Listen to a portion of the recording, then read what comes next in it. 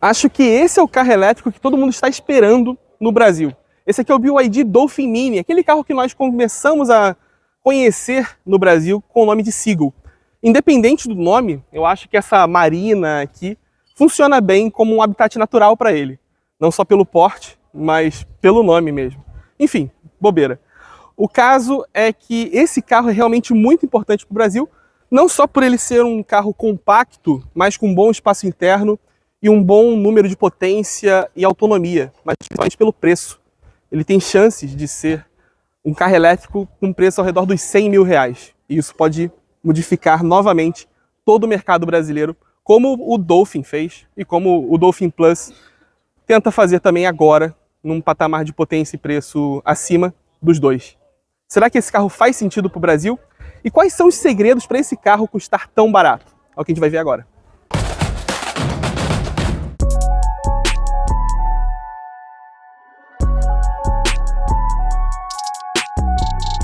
Eu acho que a coisa mais curiosa desse carro é a impressão de tamanho que ele tem.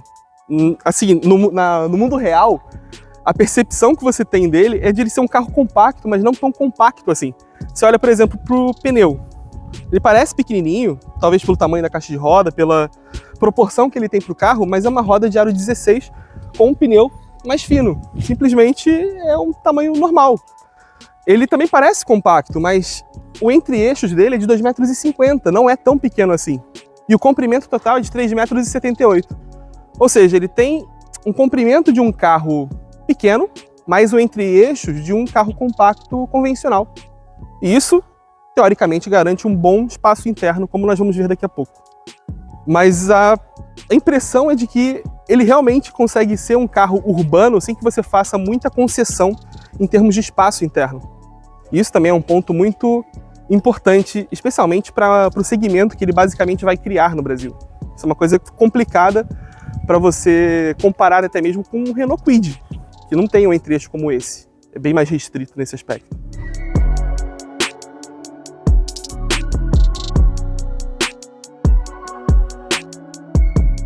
Bom, o design desse carro seria interessante mesmo se ele tivesse um motor a combustão, porque ele segue o estilo mais recente da linhagem Ocean da BYD, que são os carros que têm nome de animais, como o Seal, como o Dolphin. Só que o Dolphin ele tá num estilo um pouco mais antigo.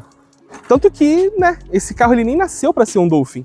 O Dolphin Mini, na verdade, é um nome pensado pelo Brasil e que, na verdade, vai ser utilizado em toda a América Latina para o modelo que aqui na China se chama Seagull, gaivota, em tradução literal. Mas, assim, tem faróis Full LED, com assinatura também de LED, mas você começa a ver simplificações, por exemplo, no fato de ele só ter um limpador dianteiro. Você já viu isso antes no Etios e no Kwid. E esse carro, para especificação chinesa, ainda não tem nenhum repetidor de seta lateral, que é algo que eles vão ter que colocar para o Brasil, porque se tornou obrigatório a partir desse ano no país. E o carregador fica aqui na frente, também fica na frente como no Dolphin convencional, e por conta disso o paralama é de plástico. Mero detalhe, vamos dar uma olhada agora na traseira, porque poderia também te falar do assistente de frenagem de emergência, mas a gente não sabe se isso vai na especificação brasileira desse carro. Também assim como a gente também não sabe se vai ter ACC, mas é um item que na China está disponível.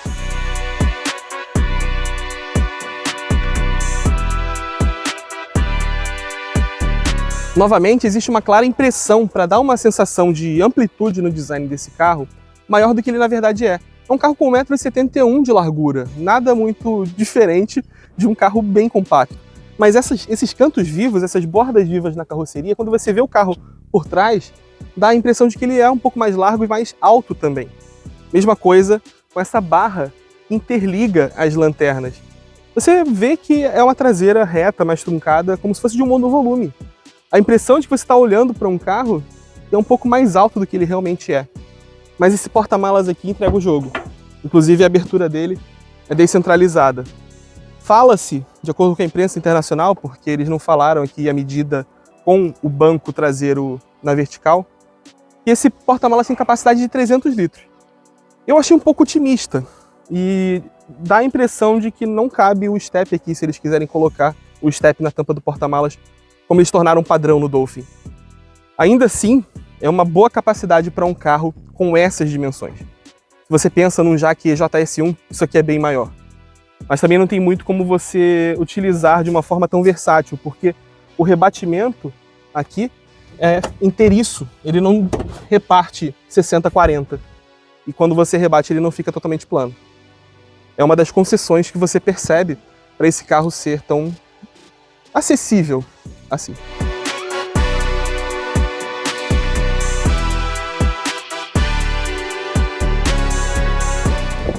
Com licença, posso entrar?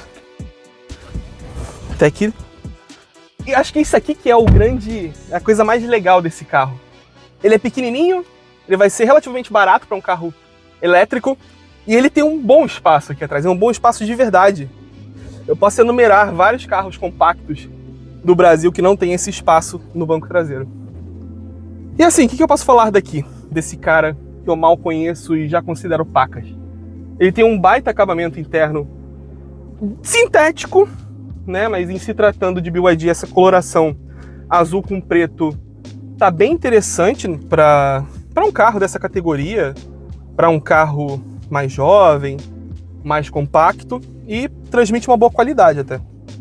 Aqui na porta, esse acabamento é um sintético, material sintético um pouquinho macio, mas os plásticos são duros, mas tem essa área aqui toda é macia. Isso aqui você não encontra em alguns carros muito caros, mesmo com motor a combustão.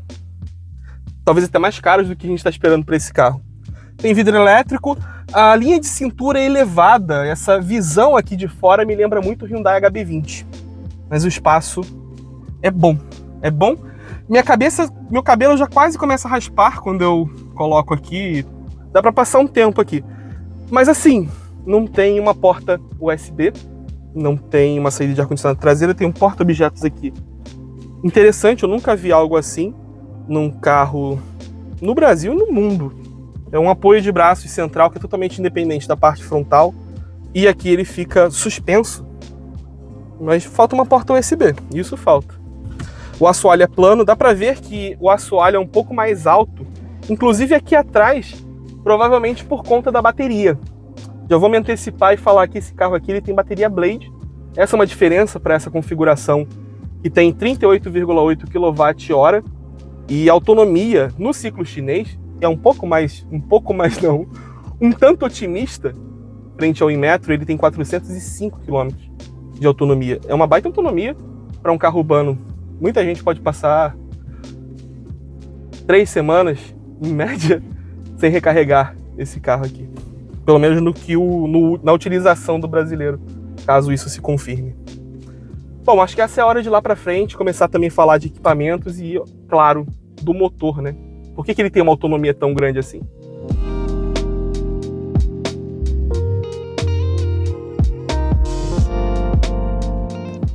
Aqui na frente a situação é essa daqui. Olha só. O banco está exatamente na posição quando eu estava gravando ali atrás. Bom, bem bom. E digo mais, como você pode ver, o seletor de marcha está bem aqui no meio do painel, mais ou menos como no Dolphin, só que o Dolphin tem aquela prateleira aqui para cima, para frente, né, mais saliente, e esse carro não. E isso, de diferente, para mim, quer dizer que o meu joelho não consegue apertar o botão do parking aqui na lateral. Então eu posso fazer a seleção de marcha aqui, mas o parking eu tenho que fazer na mão. Mas aqui todos os controles são exatamente iguais aos do Dolphin, como o Dolphin que nós temos agora no longa duração. Um controle de volume aqui, inclusive função de apertar para desligar a central multimídia no mesmo botão de scroll. E vamos lá, vamos por partes. Aquela prateleira se tornou essa base aqui, que nesse carro tem carregamento por indução e no Dolphin vendido no Brasil não tem, só no Dolphin Plus. Esse é um ponto que pode gerar ciúmes na família. Mas como eu bem falei quando eu estava ali atrás, esse console central ele é flutuante, tanto atrás como na frente. Isso dá um efeito legal. Isso, inclusive, para minha altura, permite que eu tenha contato visual sem obstrução nenhuma da porta USB e da tomada 12 volts. É uma solução bem legal e, bem, quando tem aquele nicho aqui embaixo, esse nicho aqui embaixo com tudo fechado, você não tem essa visão, você fica tateando ali para ver se consegue colocar o celular, espetar na porta USB. Mas é um pouco frustrante só ter uma porta USB e essa única porta USB ser convencional, não é uma porta tipo C, que permite um carregamento mais rápido, uma conexão de dados mais rápida. E ainda que tudo bem, você tenha uma base de carregamento sem fio. Resta saber se esse carro também terá Android Auto e Apple CarPlay sem fio no Brasil. Até porque aqui na China não existe Google, também não existe Android Auto, né? Enfim, quadro de instrumento digital é uma exibição diferente do que a gente vê nos outros BYD. Ele tem mostrador de velocidade, mostrador de potência sendo entregue, bateria e autonomia. E uma outra telinha. Na verdade, gente, como você vai ver na imagem de cobertura, a tela colorida é algo bem pequeno aqui. Não dá para dizer que isso aqui é uma tela total. É uma tela digital, mas não é uma tela de TFT. É meio que a estratégia que a Renault usa no Kwid E-Tech, que a Chery usa no iCar. Tá aí mais um ponto de economia que, sendo bem sincero, num carro dessa faixa de preço, dessa categoria, não vai fazer tanta diferença. E esse volante aqui é basicamente a mesma coisa, talvez um pouco mais compacto, mas a disposição dos componentes e tudo é igual. Só muda que esse aro aqui é azul para ornar com todo o resto. Porta-copos, não tem nicho aqui para abrir nem nada. E mesmo com essas limitações, mesmo com essa tela aqui que tem 10,8 polegadas, ela é bem menor do que a dos outros BYD, ela ainda gira. Só vou te adiantar uma coisa, caso você não saiba, Android Auto e Apple CarPlay param de funcionar. Quer dizer, eles não permitem que a tela gire enquanto eles estão funcionando. E todo o controle de ar-condicionado também é feito por aqui, independente de ser um carro mais barato ou não. Mas não é um ar-condicionado digital, automático. Você apenas diz o quão quente e o quão frio você quer. Você não fala de temperatura com ele. Bom, acho que essa cabine aqui já deixou bem claro as concessões que esse carro faz para ele ter um preço tão acessível. Mas aparentemente não são concessões que tiram a dignidade do carro. São adaptações para custo mesmo. Não chega a ser um carro Sovina. Mas ainda preciso te falar de motor e preciso falar como ele anda. Então vamos fazer essas etapas agora.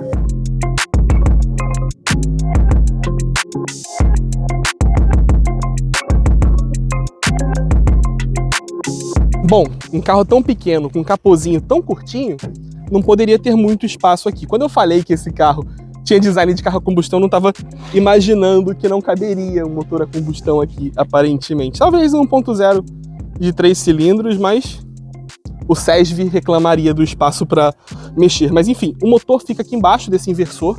Aqui tem a bateria de 12 volts, que ela só tem 20 ampere-hora, é uma bateria bem pequena, como você pode ver. Ele é só um pouquinho maior do que uma bateria de moto. E o motor também não é lá tão grande.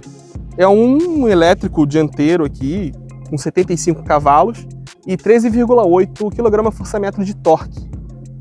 A potência de um motor 1.0, torque de um motor 1.4, 1.5, a depender do fabricante. Para um carro desse tamanho, de uso urbano, bem ok, né? Nada muito surpreendente nesse aspecto. Mas o desempenho dele é mediano. O 0 a 100 dele é cumprido em 13 segundos, de acordo com a imprensa internacional, porque a BYD está divulgando apenas o 0 a 50 em 4,9 segundos.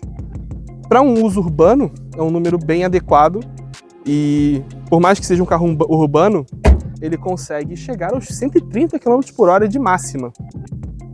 Não é ruim. Não é ruim, ainda mais lembrando que o Jaque JS1 tem velocidade máxima limitada a 115 km por hora. Então é um carro que, numa emergência, você pode pegar uma rodovia dos Bandeirantes e ir até Campinas. A autonomia pode ser que seja o suficiente. Que tal?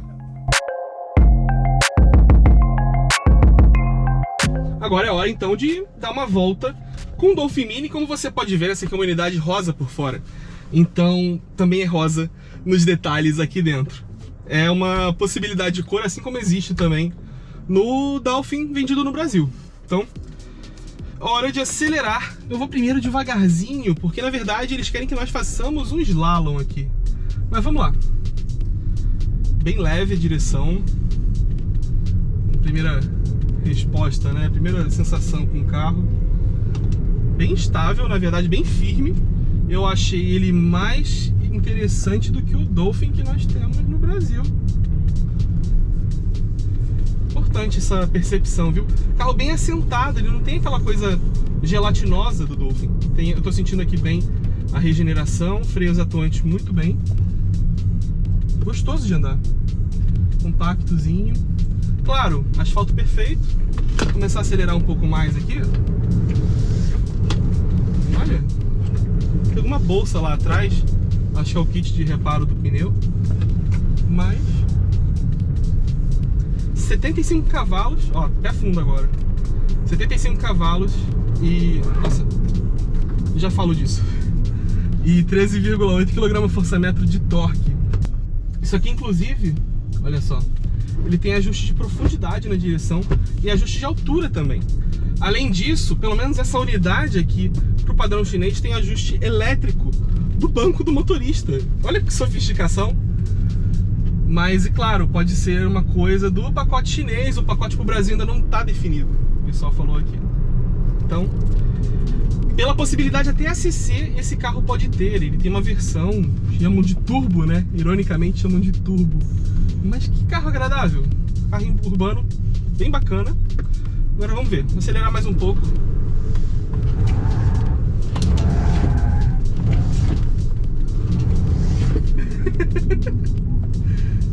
Cara, bela dinâmica. Bela dinâmica. Que legal isso aqui. Bem legal. Deixa eu só ver o modo que eu tô. De tração, modo normal, modo esporte. E com a maior regeneração. Como outros BYD, ele não tem uma grande regeneração, não. Agora eu vou fazer do jeito certo. Vamos lá. 40, 50, 60. Cara, muito bom. Tô impressionado. Assim, tudo bem, quiser a aceleração dele 60 por hora agora. Mas ele tem um controle de carroceria muito interessante. Muito mais interessante do que o Dolphin. Isso é o que eu consigo, pelo menos, tirar de impressões dessa pista aqui. Posição de dirigir muito boa. Eu posso continuar, porque ninguém falou para eu parar. Então...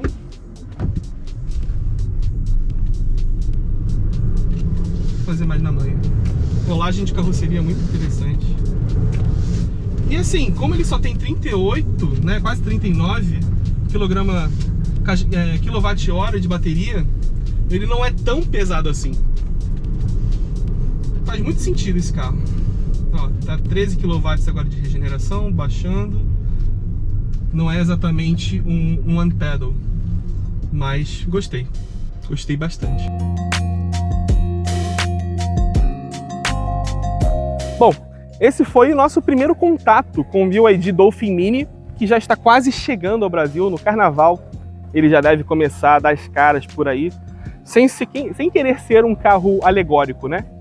Mas aparentemente é um carro bem honesto, porque ele se presta a fazer o que ele promete fazer no Brasil e certamente tem chances de mudar muito o cenário do mercado de carros elétricos no Brasil. Quem sabe não seja um estímulo para que carros elétricos menores e mais baratos cheguem ao Brasil ao longo desse ano, dos próximos anos. Quem sabe? Mas é isso. BYD Dolphin Mini. E como você sabe, aqui na Quatro Rodas se faz jornalismo até do outro lado do mundo. Até em Shenzhen, na China. Até a próxima. Até o Brasil.